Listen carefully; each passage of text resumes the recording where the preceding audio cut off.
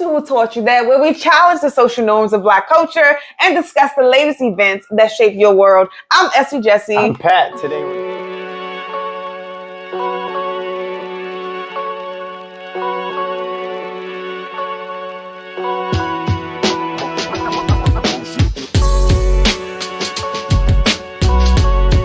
Today we're discussing ChatGPT, parents and teachers getting busy in the hallway, and Jadakiss's education. But first, NBA YoungBoy seems to be having feelings about the music that he has been putting out. He is quoted saying, "I think about how many lives I'm actually responsible for, how many people put this explicitive in their ears and actually went out to hurt someone. Does NBA YoungBoy have a responsibility to his listeners?" Yo, this makes me think about in the 90s, all the way up until probably when Eminem was first coming out around 2000, 2001. Okay. There was a discussion of, people's like, yo, music doesn't make me want to go out and kill anybody. Music doesn't make me want to do any of this and do any of that.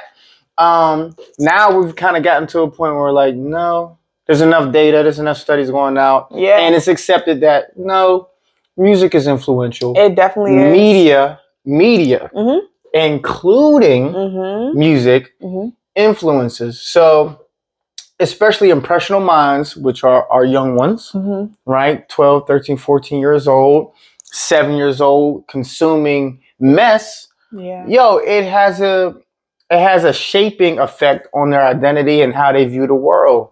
So it does have an impact. That's what I think of first, Essie. I agree with that, honestly, because it was a guy back in the 90s where he said that Tupac made me do it. He was listening to a Tupac song and he ended up killing somebody. Tupac made him do it. So music definitely has an effect on what you do and how you move in life. As far as important on how much you consume of hip hop, because it can be toxic. It can be too much for you.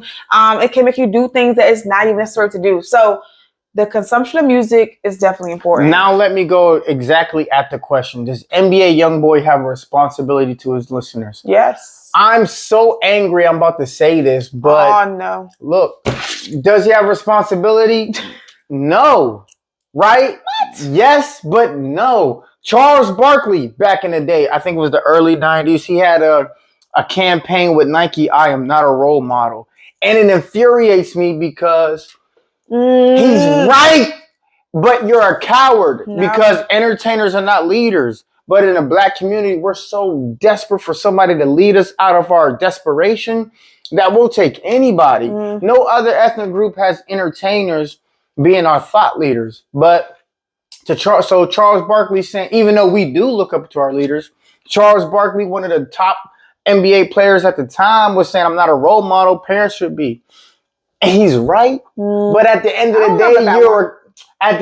day, you're a coward if you say that. You know people are looking up to you. You know the babies are looking to you. Even though you don't want to be, you should feel a responsibility to the people. That. Yes. So to me, you're a coward if you say that, but he's right. So, you would hope that the family structure is intact enough to guard against mess, but Black people are so broken that ugliness in our music can have a detrimental effect on the people. I mean, if you're in the public eye of the society of the world, you are impressionable on young adults, on children. So it's important what you say and what you put out into the world. So you automatically become a role model to whoever's out there. You have to be careful what you say and what you do. They're watching because you're in the public eye. So I think he does have responsibility to what he had put out into his audience, to his community. It's necessary to know what you're doing. But nevertheless, months ago, after a questionable tweet from Kanye, Adidas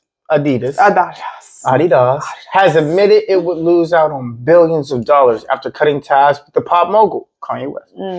Since then, Adidas tried to find a middle ground by agreeing to sell the remaining merchandise that was already made. So, what are your thoughts on the latest Kanye saga? I'm not too much into what Kanye has been doing at all. for lack of better words, Kanye's a nut to me. He just been out here. I believe ever since his mom has passed away, he has went into a different place mentally, psychologically. He just needs his mom, and I don't feel like he's there at all. And I don't have too many words to say. So yeah, PT, what you have for me? I'm not really high on celebrity worship, right?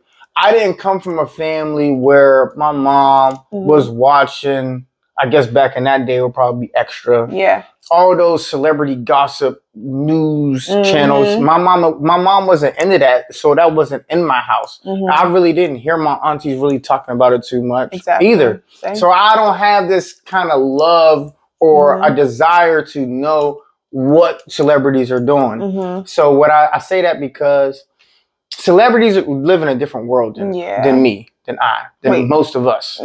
So what they're doing, they may have some underhanded type of motive, and I'm not about to sit around chasing what they're trying to think of because they're trying to make money.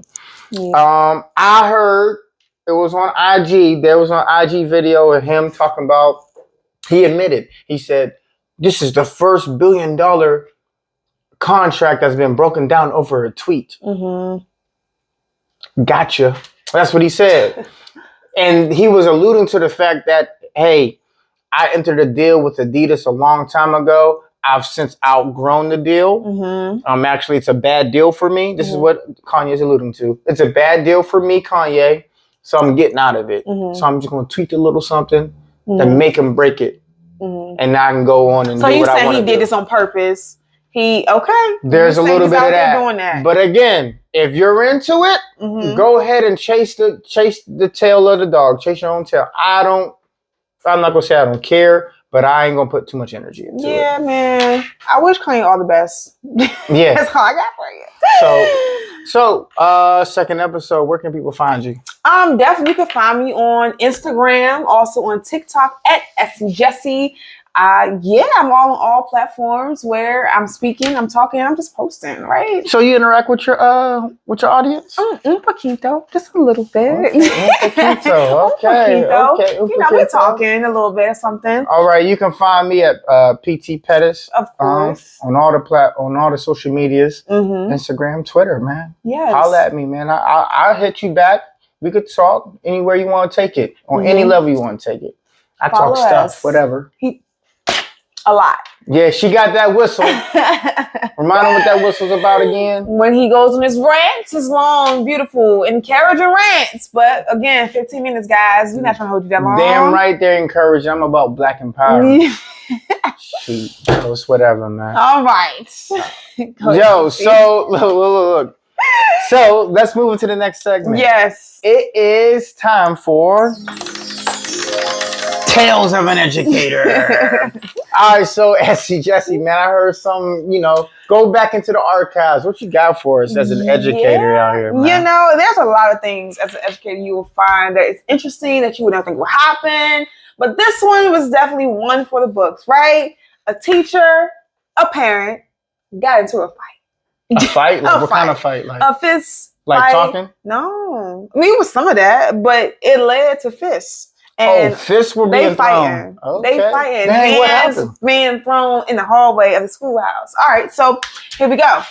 Mom comes to the school, drop her son off.